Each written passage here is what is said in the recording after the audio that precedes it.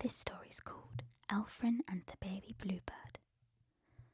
It was the day before the Fairyland Flower Festival. The fairy folk were in the fields and woodlands picking flowers to make wreaths and garlands. Netta took her baby brother Elfrin with her to the blossom woods. Elfrin could walk and talk quite well, but he was not very good at flying yet, and he still needed an afternoon sleep. Netta and Elfrin joined the other fairy folk for a picnic lunch under the trees. Later she found a hollow under a shady fern, made a nice nest of soft moss, and tucked her baby brother up in it. "Now go to sleep, little one," she told him, "and I'll come back to fetch you at tea time." As soon as Netta had gone, Elfrin opened his eyes, climbed out of his bed, and toddled off. He had not gone very far when he heard some tweeting in a large bush.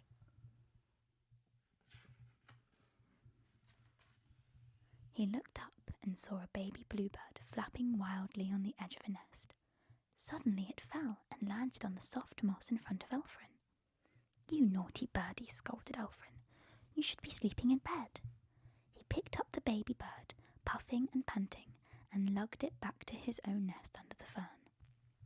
"Now go to sleep, little one," he said firmly, just like Netta, and off he toddled again. Meanwhile, Mr. and Mrs. Bluebird fluttered back to their nest and found the baby had gone. They flew into a panic, tweeting loudly, terrified that harm had come to their baby.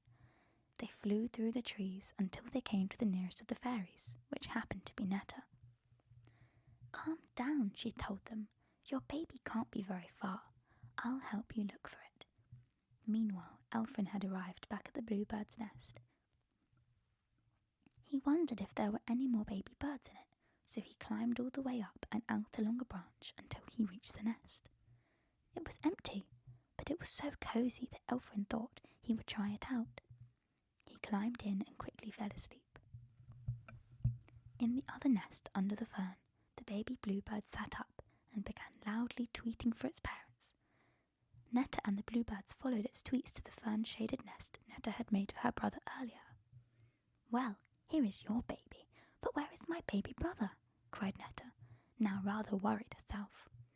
"I wonder if," she murmured. Then she flew off to the bush where the bluebirds had their nest. There she found her little brother fast asleep. "What have you been up to, Elfrin?" laughed Netta. Elfrin opened his big blue eyes and yawned. "Tea time?" he asked his sister. "Yes, tea time," smiled Netta.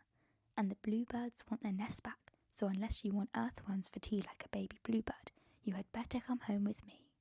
The end.